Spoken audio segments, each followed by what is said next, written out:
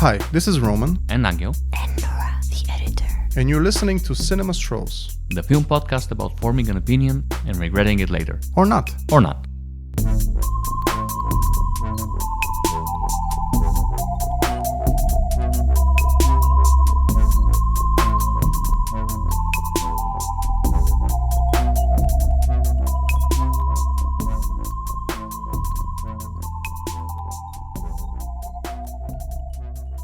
Alright, so we just watched Grand Theft Hamlet. I was under the impression that it was going to be more of a documentary than it actually was. I think a lot of it was, I guess, more staged than I expected. Yeah, that's true.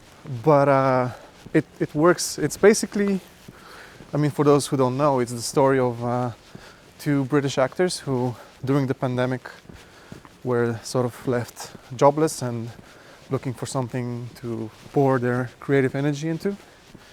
And one of their girlfriend, who is also a documentary filmmaker, also joins them in staging Live performance. a live performance of Hamlet inside the world of Grand Theft Auto Online. And I think the film is really, really good, really, really fun. It kind of works on several layers. It definitely brought back the memories of the pandemic and of being isolated. And it's interesting because it's really at its core a story of connecting with people, and it's about people connecting in an environment that's built not for connection but for like mutual destruction. And it kind of, I guess, sort of works as a metaphor for the frustration of not being able to connect with people during the pandemic and sort of connecting and coming together and doing something creative and funny against all odds. And it's also really, really funny. Yeah, it's pretty good. So this is kind of a departure of what we usually do, or at least have done so far. This is not something that is shown in cinemas. This is something. Oh, so you're gonna spoil the break of our rule. Oh, sure, because I want people to see this, and everyone can do it online legally on Movie. Watch on Movie. Exactly. And I really encourage everybody to see it because it's lovely. It's really lovely. Yes, I agree with you that it's more scripted than I expected it to be. So the Hamlet part of it, I'm sure, happened exactly as is. But the introduction, how they came up with the idea. There's framing sections that I think are staged. I imagine they were like things that happened for real. They're kind of recreating them and reenacting them, and sometimes so the film arguments that would never have happened the way they happen. And the movie doesn't kind of shy away from the absurdity of it. Like there's an argument that happens between people that are in the same house, but it happens inside GTA. That wouldn't actually happen like that in real life. But it gets the point exactly, and it gets the point across. Yes, it's emotionally valid, which is the important part. Yeah. And it's wonderful. It's a movie about finding community, and as you said, this is a world that's created for people to be violent towards each other. At every turn, the world itself is going against what they're trying to do. Yeah. But against all odds, they find succeed. Community, and they work together, and they create something beautiful. Yeah. I mean, this might be a hard movie to talk about because it's funny, and it's very difficult to talk about. It's not as funny as I thought it would be. Yeah? Honestly, I expected it to be much more just people goofing off. And so did you feel like the moments that were a little more ponderous, did you think that they were not very well done? Or? No. Yeah. On the contrary. Okay. I think they worked very well. There's a lot of just landscapes from the world of GTA that I love beautiful. That. Yeah. Just wonderfully composed. Yeah, it's an actual film shot inside the world of a video game. Some shots are almost like photorealistic. Yeah. They look like the water was very well done. They look like paintings or photographs. Beautiful landscape, beautiful lighting. And thinking about all the people who, the game designers and just various artists who work to really make this into an actual world. And I really appreciate that the film really explores this. I Mhm. mean, they try to stage different scenes from the play in different locations, Yeah. so they can show off The this environment. virtual world Yeah. in all its glory, Mm. which was wonderful. So, yeah, it was a lot more tugging at your heartstrings Mm-hmm. than I expected it to be. I thought it would be much more like just chaos and madness because GTA is so good at this. Yeah. But I really appreciated they tried to go into another direction and explore the loneliness and the doubts and The loneliness and the doubts of being an artist who yeah, hasn't yet succeeded even before the pandemic yeah, comes along. The anxiety of not knowing when you'll be able to go back to to a normal life, and to the art that you love so much. which is something that's still very relevant, I think, with what's happening in the world. Yeah, I mean the pandemic is over, but Yeah, I mean things were much more apocalyptic back then, yeah, but they're still pretty apocalyptic. So a movie like this can really help you get inspired to yeah. Also specifically for me, keep on keeping on. yeah, it's a movie that kind of, I don't know. I like the idea of being able to make whatever it is you want to make, in spite of the obstacles. So Yeah, it's very inspirational that way. yeah, I mean, if you want to make a movie and you're stuck at home, then use a virtual environment. And if you want to make a play, you know, just stage it inside the GTA. It's very sort of. Yeah, it's ripe for something like this. You For can do further art in any exploration. sort of environment. Yeah. Now, once we actually see the play, you could. I don't know. How do you feel about, without spoiling too much? How do you feel about the actual play as it is staged? Because we don't actually see too much of it. Yeah, It's mostly the preparation process, the rehearsing process, yes. finding the actors, the in-world performers, building the community, and it's almost about getting through and getting it done, more so than getting something amazing done. Well, when you're a pioneer, being a pioneer is kind of Yeah, but also I guess it's worth considering that throughout this whole process, I guess the movie was probably the final form of what they were going for. I guess could the say that. movie was probably at the back of their heads as the Well, thing yeah, they're there's a actually documentary filmmaker exactly as the thing that they're actually doing. The film wasn't overtly meta about that. Like they weren't really talking about the film; they were talking about the play. You could argue that that's a bit insincere because this wouldn't have happened if it wasn't being done for a film. I think. Are we sure about that? Well, no, I guess we should Because- have to. I'm not, because this is still a lot of work. I mean, Yeah. there is an actual stream of the whole thing, right? Yeah. Even if there's like 100 people in there, and Yeah, not yeah. So 100,000. basically, the whole thing was the play itself was streamed on Twitch, or I guess Yes. Twitch or some other. Yes, Twitch, and so like another one, maybe YouTube. And or also there something. were several audience members in universe in the game, sort of following them around the city of Los Santos, I think Yes. is the name of the city in GTA. So this is one of the problems with this format that we've created, is that we don't really know anything outside of what the movie told us. We Yeah. have not done any preparations. We haven't read any interviews with the people. It doesn't We- matter. I mean, sometimes we might have, but in this case, for sure, all I knew about this was that it was a documentary about putting on a Hamlet performance inside GTA. I think it's tons of work to rehearse with people, to try and find the time to do like a several hours long. I don't know. They did an abridged version, but it's still a lot of work, like month or several months of work to get to this point. So I really don't think it's just about the movie. Well, no, but the movie probably, I don't know. I think like the movie is the project more so than the play, but it doesn't matter because it's still, it all goes towards making the point that you have to make art in spite of all odds. Yes. So the So point this gets is- across. This is very inspirational. As far as we don't see a lot of the play, that's for sure. And most of the actors are, you know, amateurs doing And their also best. there's so little that they can convey through, like, Yes, other with than the their emotes. voices. Yeah. And stuff like that. They try, and there's occasional moments that are very, Yeah. you know, very inspired and hit very well. And it's also very funny while they're trying to enact a play. There's a guy in a plane shooting out other people who are Yeah, trying to disrupt they have a them. security guy because Yeah. basically it's impossible to do anything. He's one of the best characters in the yeah, whole yeah, thing. yeah, yeah. But I don't want to spoil too much because the joy of this film is like The absurdity the of absurdity of the whole experience. yeah. How do you feel about the more sincere moments? Do you feel like, because obviously they're reenacted, did you feel they were convincingly done, or did some of it fall flat to you? For Some you? of it fell flat, but I understand what the point is. And Yeah. The point is to give it structure. Yeah. And I do feel like it was inspired by things that they were actually going through. Oh, for sure. Yeah. So it works for me. I mean, it's not the best part of the film by far, Yeah. but I didn't mind it. I mean, some of it fell flat. It wasn't as emotionally resonant as it was hoping to be. But just the absurdity of what was happening. Yeah. For a while, I was really on board, and I felt like maybe this would have been my favorite thing we've talked about so far.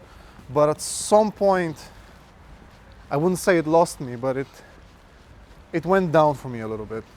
And I think it might be when we actually saw the play. Although I wasn't expecting, I mean, obviously you can't really watch the whole thing, and it's probably impossible. It's probably very incoherent. We and- should check if we can see the actual stream, because the stream is up. Yeah, And that it's would not be a good. clear for me. Feel free to edit that part out if you decide, but not clear for me. At the end, when they receive some validation for what they did, Uh-huh. if it's for the film or for the actual streaming. Oh, the Because it was actual a- very end. I think Yeah. I think it was for the stream. Yeah. So you know, basically, at the end of the film, we see an award ceremony. I think it was. okay, I was trying to for- be a bit more vague, but yeah, just. Yeah, we can cut this out, I guess then. But yeah. So, what are your thoughts about? Like, it's kind of difficult for me to talk about this because it's obviously, as I said, I don't want to spoil too much. Also, there's not that much to spoil because it's more about the little gags and the little, yeah, the journey. Yeah, the fun little adversities Exactly. they go through on their journey to try and make this ridiculous idea happen. So I'm going to ask you: does this sort of format inspire you to look at new ways of making films? Yeah. I mean, machinima is something that's been here for like 2 decades. We have to maybe? explain what a machinima is. Yeah, sure. That's using Game engines. engines to create animated films. Yeah. Yeah. Like you have Rooster Teeth, you have Blue versus Red or Red versus Blue. Yeah. What was it? It was using the Halo engine. You had tons of things using Gary's mode, Source engine. Source engine for Half-Life 2. Yeah. It's been going on for since we were kids. Mm-hmm. Um, Just kind of bringing it back and I feel so. legitimizing it as an art form, getting awards, getting put on movie. But the thing is, it's the communal thing is what's inspiring here. Exactly. Yeah. Because other machinima things, they were, enthusiasts working inside a game, but it was more of a single player experience. Here you actually talk to people. There's actual people who volunteer to join into this ridiculous undertaking and trying to make something happen with other human beings, giving, their time and their attention to this project. Mm-hmm. And this is the beautiful thing about it. And this is what elevates it. It makes it different than other machinima projects, at least that I am aware of. Yeah. I remember, maybe we should wait to get past the cars.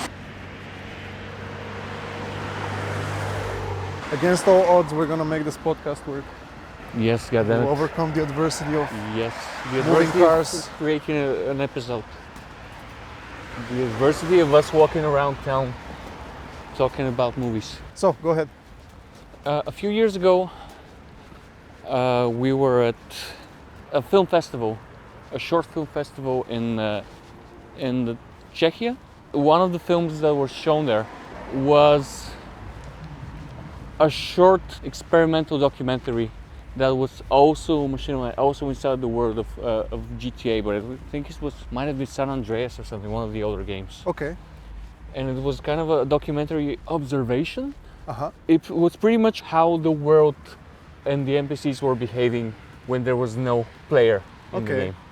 So it was just going inside the game and just watching people going to bus stops and in supermarkets and Yeah. subways riding Yeah, like It was a very like surreal a experience. cinema verite, Yeah, hidden camera, fly on Yeah. the wall kind of movie set inside a video game. yeah, and it was a very, very interesting piece done by a Ukrainian filmmaker. I forgot his name though, but I'm sure if somebody We have decides to to put it Google in the show notes then, because I don't think. Can you Google it somehow so that I'm you pretty can sure if give we- the guy the proper credit? Yeah, right now? I mean, yeah, so we can mention it, I guess. Sure. Otherwise, we're gonna have to put it in text in the description of the episode. Which festival was this? Because when you say you mean you and your Brno producer 16. Nura, Yes, and producer of the me show. and our producer Yeah. of the show, Nura Al Kadri, went to this festival. I wasn't there. Yeah, it was called The Analogy of Space, and it was also a machinima documentary that was inside a Grand Theft Auto game. It was a very interesting kind of documentary observation about what happens in the world of a game when there's no like No a players player. around. There's Okay. nobody, nothing happening. You just see the NPCs walking around. So it's like a cinema verite, like Yeah. fly on the wall kind of Yes, observational piece. it was a very bizarre experience. You see, people walking around in fake supermarkets, random NPCs on the street who will bump into each other and start arguing. Okay. In creating situations, you will see like a subway driver doing their course and people getting in and out of the subway. This whole machinery empty, lifeless, because there's nobody to experience it. That sounds really cool, actually. It is. It's a short film by a young Ukrainian director, Alexander Goisin. I'm not really sure how to pronounce the last Okay. name. People should Anyway, check that out. I think people should check it out. If you can find it online, I think it's worth seeing. Sounds It's- more experimental, and maybe it won't connect with as many people as Hamlet would. But Sure, but it sounds kind of right up my alley, to be honest. I think I really like it. should I check. think you really would like it. And this is another film that's exploring this Yeah. new genre of like a in-game documentary. in-game Yeah. video game based. Yes. You can do more with machinima than just, comedy skits. Yeah. And people shooting each other. There was this film that was done with what was the name of this thing? It's inside Team Fortress 2 Okay. with the characters, but it's Okay. a whole feature film. Okay. And I've heard it's really good, but I haven't seen it. So somebody let me know in the comments if you've seen it. Well, okay. So if I never make it, and if I can never get to a point where I can make the sort of films that I would want to make, I'll just make them inside a video game. Yeah, there will be limitations, but I mean, Yeah, just embrace those. And just embrace the limitations. I think they mentioned this in Grand Theft Hamlet. It's like doing this on the largest budget you can ever imagine. If this was like real life, there's not a person with enough money to do something on the scale of what they do. exactly. So it is very impressive. It is like awe-inspiring. There's certain shots in this in Grand Theft Hamlet that are really like breathtaking. Yeah. With their grandeur and just with the framing and everything, because you do have this whole huge sandbox that you can do everything. And in some ways, it's way more impressive than if it was actually done, let's say, with CGI or like in a conventional. It feels more real because everything is like that. Exactly. Yeah. This is the reason why I've always loved animation, especially horror in animation, Yeah, because it's more real than because any. it's yeah, much yeah. more visceral because it's not a puppet and Yeah. it's not a computer. Everything is made of the same stuff. A cartoon within getting universe. shot in the head is just as real as anything else in the film. Yeah. So it's So much more of a gut it's- punch. Yeah, it's much more horrible. I see what you mean. So this is the same thing here. Everything is made of the same stuff. Everything is the same type of pixel, the same shader. So once you get attuned to this, it's a much more impressive when something happens. Yeah. It's much more funny, and it's much more just affecting. Well, this film might have started a genre because there's also a new documentary that's set inside the world of World of Warcraft. That's about a person who passed away from cancer, who was a big active member of a community in WoW, and a big chunk of the documentary is set inside the World of Warcraft. like using the game for the same way, basically. Cool. Although it seems like a more traditional documentary. Still, it's cool that more people are exploring.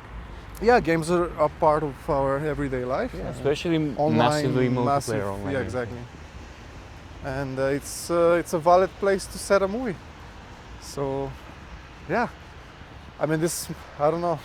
I wouldn't go as far as saying that this is the best video game movie, but it's definitely It's definitely up there. one of the more interesting usages of video games in movies. Absolutely.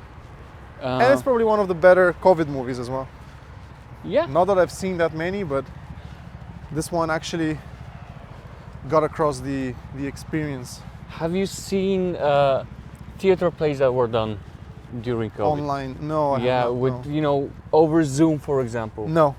I don't think I would have the patience for that, to be honest. I don't like the aesthetics of Zoom. I don't like the look of Zoom. I don't know. I mean, what? Have you seen something that works, or It's when you something say over Zoom, do you mean just using the platform of Zoom, or are they Yeah, sitting just- down? in they front are of their- sitting down and I don't you like have that. all the windows of different players and they just read the script and try to put as much of a performance as they can, Yeah. given the circumstances. I mean, people were doing that as well. They were doing a lot of like readings of screenplays for charity as well. That was happening for a while. Yeah. It was a big thing over COVID. So I'm this not is, grateful for the Zoom aesthetic. Yeah. I don't need for it to become part of the cinematic This is language. certainly more interesting to much to more look at interesting. Much more than a interesting. Zoom. Yeah, I would So I encourage more theater kids to try and do something like that. to I set don't care their, if it's Fortnite, if it's GTA, just I wonder how it works. I play games not as much as I used to, but I have never played GTA Online, so I don't know how it works. Like how, because it wasn't as crowded as I expected it would be. And I wonder if they're joining specific servers that don't have too many people in them or something. Because for some reason I would have imagined that it would be full of players. But I do feel like they were trying to find like places that were less populated, so Yeah. less people will interfere. It's kind of hard to gauge because there's also a lot of NPCs Mhm. strolling around town. Also, they were used very sort of in funny ways. Yes, yeah, like the subway thing was very funny. Yeah, but we can't spoil it. We cannot. It was just very good observation skills on the part of filmmakers to Yeah. find the perfect uncanny moment and the best place to interject it Yeah. to heighten the absurdity or the emotion of a specific scene. So yeah, I agree with you that the scripted parts are a bit of a letdown, but Except not for enough. one that was really funny. I guess it's a small spoiler. I'm not going to say what happens, but I'm going to say the beginning of it, which is that an actor tells them that he's not going to be able to play the part of Hamlet. And then the way he exits the scene, It's amazing. it's super funny. And I think it's staged I'm not because sure. it was too perfect. Like the things, I mean, I don't want to, okay, I can't go into it because it's going to be a spoiler, but and there's another dramatic conversation that follows right after that. So I'm thinking that whole section might have been staged, or maybe some of it happened for real.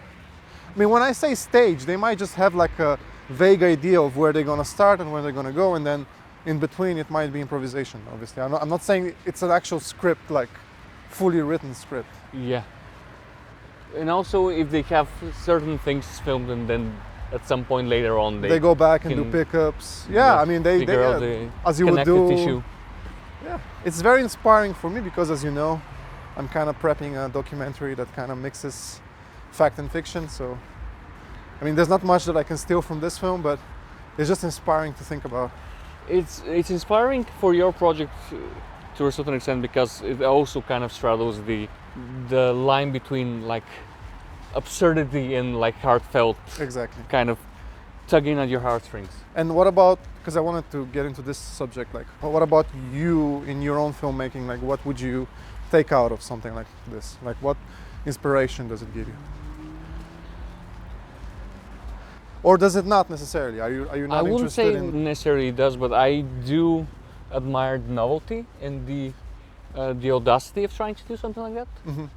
And I just admire people going for new things. The uncharted country. You were trying to do a Shakespeare. I was trying to do. I think it's undiscovered country. Yeah. Thank you for. I'm a Shakespeare scholar myself. Yes. But yeah, I mean, it's definitely a big recommend on this film. Yeah, it's a nice, casual watch. I'm gonna say something that is not very cinephilic of me, but this one is good to watch at home, I think. Yeah, I'm sure it will be very funny with an audience. Yeah, with a big crowd it might be funny, but it plays well at home. You know, it has the language of a YouTube video, but elevated. So, Yeah, good music. oh yeah, the music Like- really helped. I do think so. At certain points, it's a bit kind of too tear-jerky, maybe, but overall, it's. I think at times it it was was very trying good. to be a little too tear-jerky, and ironically, it kind of stopped me from crying. Because I cry easily. Oh, yeah. I'm easy to tear up. Yeah, we both love crying in movies. So. And I cry sometimes not necessarily because something is sad, but just because something is well constructed or it comes together well. And for some reason, the music I think kind of got in the way of that for me. At certain points, I would agree that it does. I Yeah. think it was trying to, because this is a bit chaotic, like Yeah.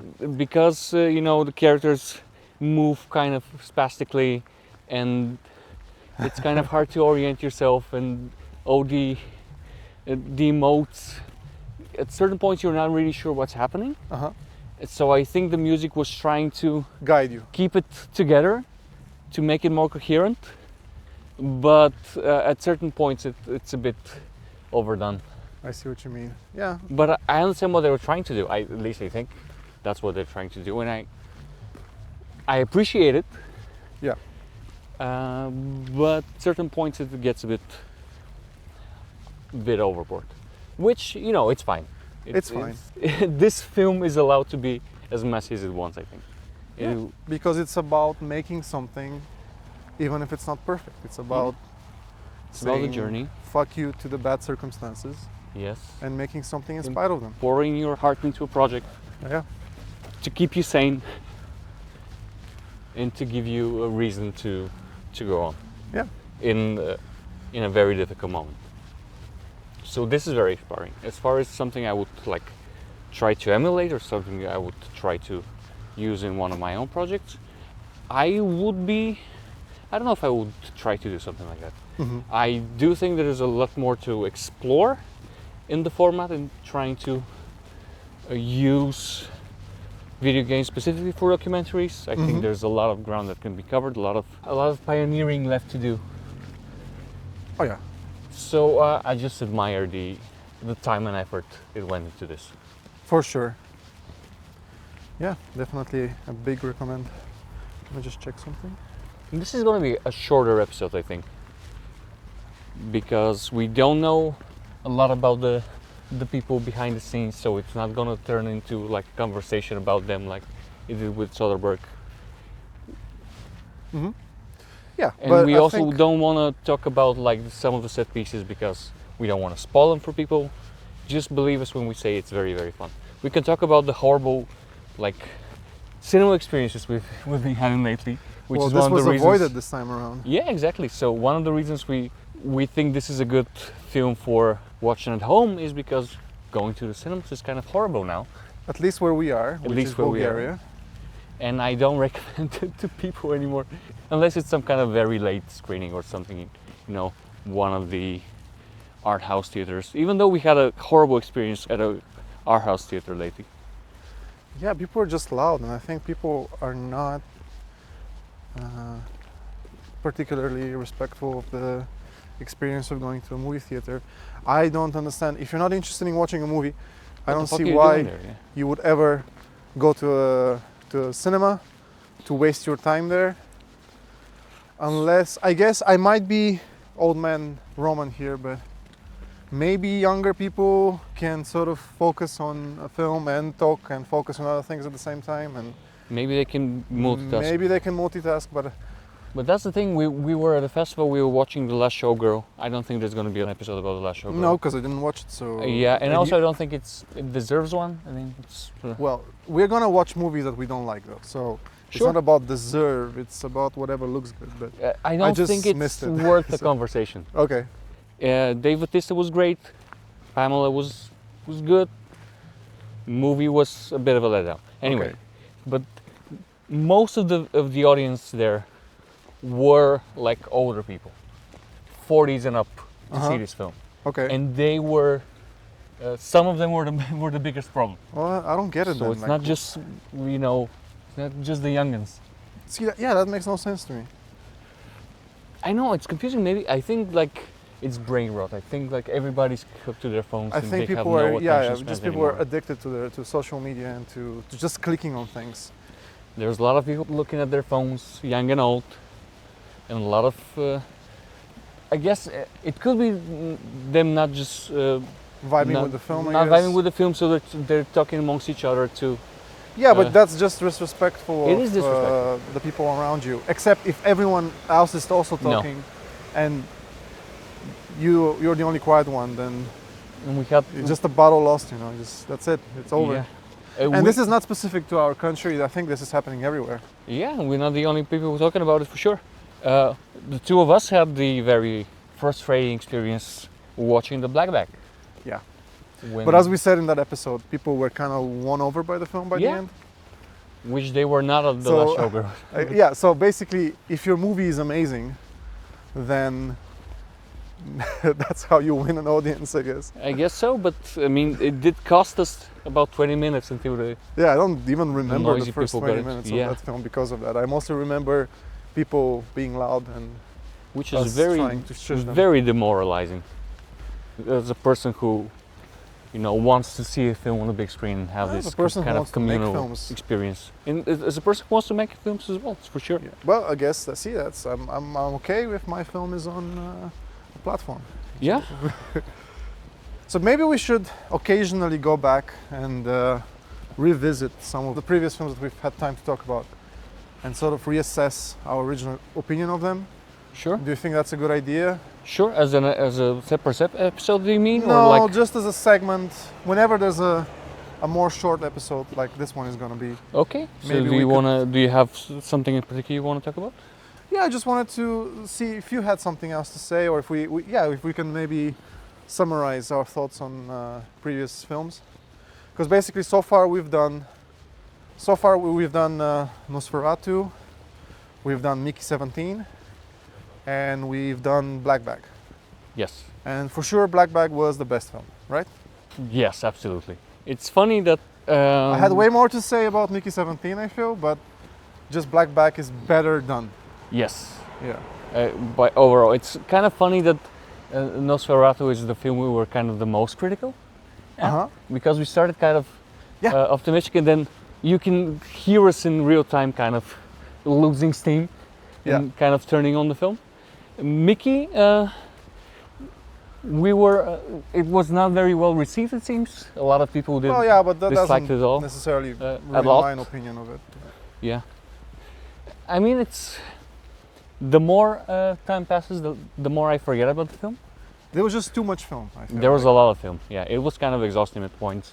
And the political satire. My biggest criticism towards Mickey 17, interesting still is Mark Ruffalo. Uh-huh. I didn't like his acting. I And didn't you like still his don't, and- Trump caricature thing. But overall, the film has a heart in the right place. So I forgive a lot of odd decisions. Yeah. There was a good commentary by a friend. I forgot who said it, but they were kind of disappointed in Mickey 17. I mean, they were kind of expecting Parasite. We both knew not to expect Parasite. Yeah, Because we both knew that when Bong Joon-ho does sci-fi, he's like operating on like a different level. on a different level, on a different mindset. But something about Parasite that's very, very well done is how well it operates with space. I mean, the house, and you have these levels Mhm. horizontally up and down. I'm gonna just nod along and pretend like that I've caught up with it. Oh Jesus, yeah, you haven't seen Parasite. Oh, yes. Anyway, shame on you. Well, it's be interesting if we revisit Mickey 17 again after you've seen Parasite, knowing that Or maybe I never watched Parasite and it you becomes an you ongoing, fucking better an watch ongoing Parasite. No, bit for you will see Parasite. Anyway, so, maybe when we get to a certain number of subscribers, I watch Parasite. yeah, sure. He was playing with the space much more, and they kind of missed this in Mickey 17, in the spaceship design, and just creating. But is that something he does in other movies, or is that even, or people he just sure going does in off, Parasite? people are going based just on Parasite? The expectation comes from Parasite. Yes, I would say so, because this was, the huge award-winning film he did as his previous film. Oh, by the way, did you hear about him wanting to work with John Carpenter? Yeah, to make movies for apparently his next John film? Carpenter is going to score his next movie. Yeah, Great. hope that happens. Awesome. Sounds like it will be a lot of fun. I do like it that he wants to just do kind of silly things for a bit, just indulgent. Yeah. He's so beloved, He's taking advantage so of acclaimed. of the freedom he's gotten. And apparently Warner Brothers just announced recently that, not announced, but apparently it leaked that they're going to tone down, sort of stop investing in director-driven material and focus I wonder why. specifically on franchise. I actually thought they were already doing that, but actually apparently there's been quite a few non-IP movies from Warner Brothers this year. Really? Yeah, I mean, there's one where Robert De Niro plays a double bill, like double role, two guys. It's a gangster movie that nobody has seen. Damn. And yeah, I mean, that's the problem, I guess. None of these movies made money. And so now all bets are on Superman. And yeah, cinema sucks, I guess. Yeah. I'm gonna see it. We're gonna react to it. We're gonna talk about it. We're gonna for sure. talk about the James Gunn Superman, but I don't. Let it be known now that I don't have a lot of confidence. Even if it's a good movie, I don't think it's gonna do very well. It's not gonna do well because people might be just tired of that whole thing. I don't know. It's just sad. It's a sad but the state thing of is, affairs. I do think that the superhero thing is finally true after being, Wishful thinking for a while. wished for like a decade. But there's nothing to replace it. I'm not getting the feeling that there's anything coming to replace it. Yeah. And this is bad. This is like a cultural vacuum that will need to be filled with something. Well, there's always going to be a movie, and there's always going to be cute little eccentric films to watch at home. So Yeah, for like freaks like us. But what are the randos gonna watch, Roman? Have The you who? thought about the randos? Oh, the randos, sorry. Well, they're going to watch the next Christopher Nolan movie. The Odyssey? Or just anyone. Or like the next Fincher film, or the next Tarantino. I mean, there's a few names that don't still pump out movies. I don't think and- Fincher is one of them anymore. I think that Netflix is kind of choking the life out of him. Well, I guess Hollywood is dead. It might be. I mean, with the new administration and stuff, it kind of feels like a new Hays Code thing is gonna come. And do you feel like since a lot of those studios have now been, bought out by larger corporations, I feel like they're not so independent anymore, and they will submit to like their tech overlords and to the demands of an unhinged government. So I do feel like we're in for a period of very mediocre, very safe Mainstream film. mainstream films. Hopefully that makes the indie scene blossom more. I mean, Anora did win the Oscar, but I don't see like an indie boom, a 90s style indie boom coming to fill in the vacuum left by superhero fatigue and the underperformance of big tentpole films. I am very glad that Snow White seems to be a complete failure. Yeah. So that's a good sign, because I think the Disney live action things are horrible, but there's a lot of enthusiasm for the Lilo and Stitch live action film.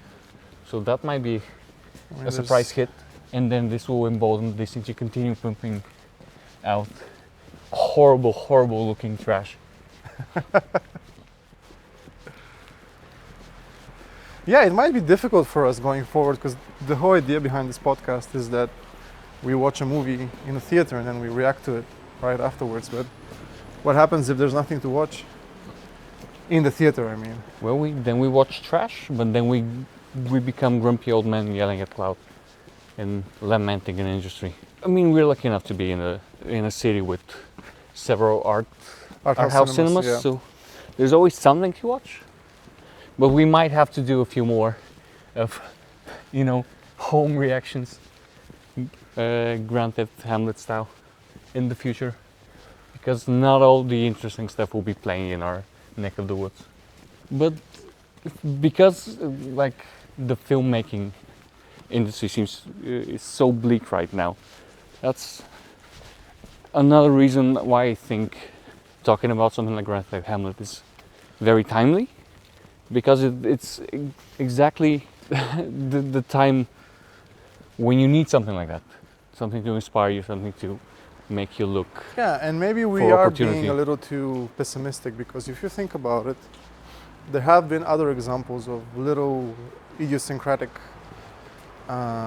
films sort of breaking through and becoming quite successful. A big example is Hundreds of Beavers, which we watched before we started this podcast, so we don't have an episode on it, but it's an amazing sort of fresh example, and also very much inspired by video games. Very much. So all the people who grew up on video games are now old enough to make movies, and video games are weirdly, seemingly inspiring a lot of good stuff.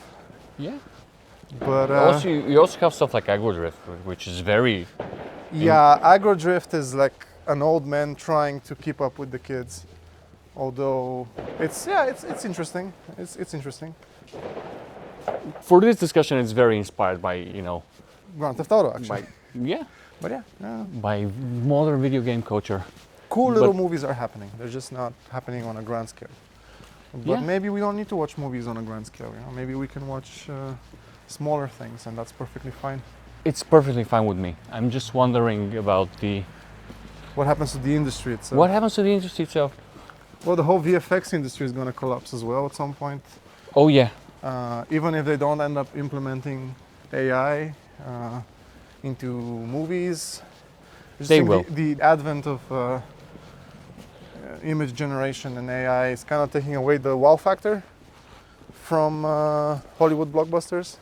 which is And CGI hasn't been impressive for a while now. for a very long time. Even yeah. good CGI is not as impressive as it used to be.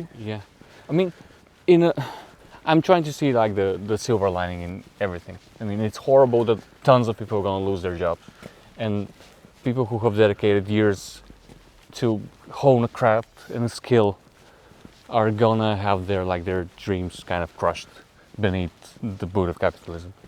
On the other hand, maybe mainstream cinema needs to move away from like CGI spectacles. For sure. Maybe something good will come out of it. It's not going to be worth the unemployment of hundreds and thousands of people. We can hope that something good's going to come out of it. I was thinking about a parallel between what's happening in the film industry and what has happened before in the music industry, specifically about rock music. Okay. Because when we were young, rock music was everywhere. It was the most listened to music by a wide margin, you could say, Okay. on the radio. There's tons of bands. And then suddenly, like by the end of the 2010s, rock music kind of completely disappeared from mainstream radio, from all the Billboard charts and stuff like that. Uh-huh. And one of the reasons that people have speculated of why is that there is no more like cohesion. Rock music has splintered into so many subgenres and so many subcultures. Uh-huh.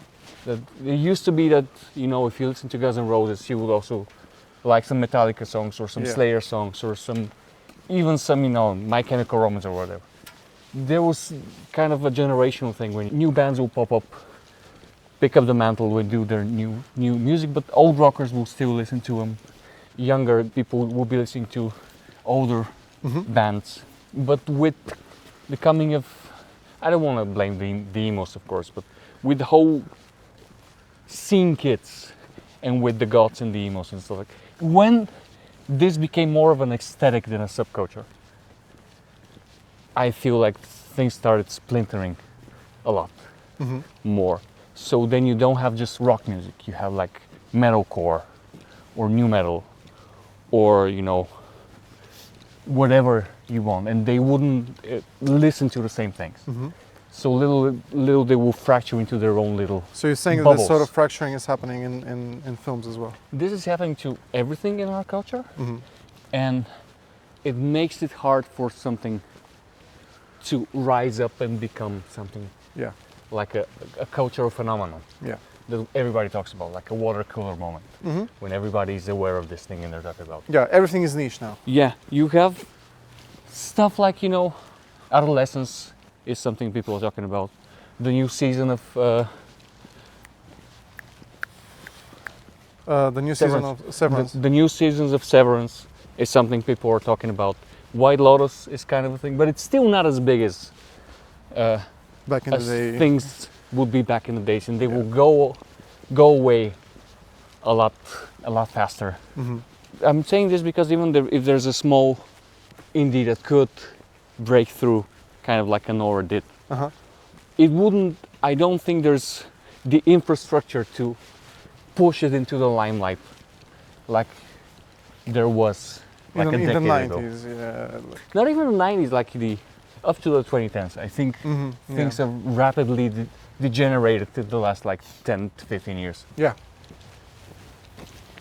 And there's always gonna be niche things. So we will always have some things to talk about, things to inspire us, and things to look forward to.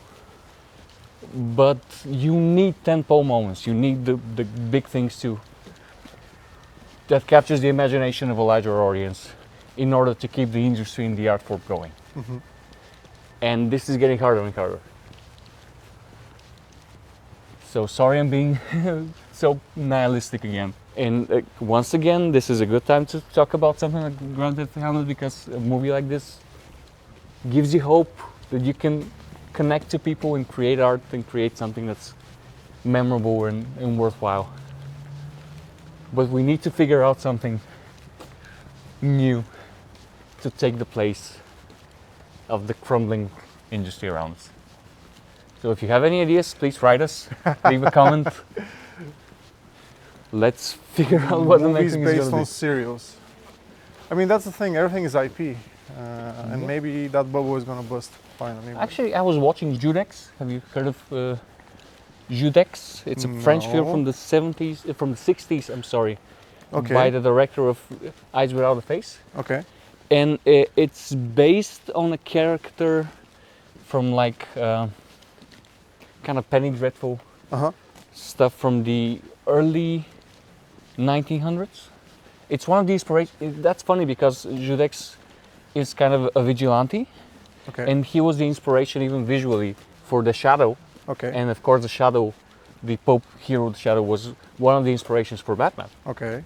So this film was from the 60s, and it was based on a TV serial from, I think, 1916, Okay. by the same person who did The Vampires. Okay.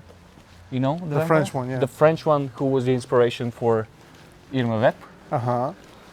So even then you would have like the nostalgia for the old Pope serials So, yeah, and superheroes and kind of this So type nostalgia mining goes back to even the Yes. 60s. even So, for, in many of course ways, you have this is nothing Fantomas, new. which is also a reimagining of a character from this type from this time period, which is a huge hit in the, I think it was the 70s. The Fantomas films. So it's so strange to see such a, you know, very respected director of what's supposed to be kind of more art house films doing pretty much a modern comic book movie, doing it his way, trying to recapture the aesthetic of the silent serials. So maybe we're complaining about nothing. Maybe this has all happened before. It has all happened before, but there's degrees, you know. Yeah. I gotta be honest with you. When I said cereals, I meant the breakfast, but I see what you mean. I mean, they already, you know, all the stuff like the Cheeto movies. Yes. About Oh my behind God. the scenes of how this and this was created. Ben Affleck did the films about the Air Jordans. Yeah. The social network exploitation. Yeah. Yeah. The corporate biopic. I hope corporate we get biopic, to yeah. see one so that we can do a whole episode on that Yeah. whole thing. So in a way, like a film based on a series is already happening. It's just not exactly what you're expecting. And maybe True. it's for the best. I think even a bad corporate biopic is maybe better than like Another comic book movie. a movie about Tony the Tiger or the bee from Oh, Cheerios that's or whatever. Yeah, good movie. Definitely check it out. Might be a sign of things to come. I hope it is a sign of things to come. It is it's very punk in many ways. It's very DIY. It's very inspiring. Makes you want to go and do something, and fight and create the world you want to see in many ways. Awesome. And it says that you can find community everywhere. There will be people there for you that will help you create something meaningful, even in the most chaotic, violent, horrible caricature of our modern world. That's wonderful. So yeah, everybody check it out. Check it out. We highly And- recommend. Till next time. Bye-bye. Bye. Cinema Strolls is an independent podcast brought to you by Hot Potato Studio Hosted by me, Roman Pessarov. and me, Angel Radev. Production, graphic design, and editing by me, Noura Al Kadri. Music by Angel Radev. You can find us everywhere at Cinema Strolls. Follow us on Instagram and support us on Patreon and Ko-fi. Listen to us on Spotify, Apple Podcasts, and YouTube. Make sure to rate us, it really helps our show.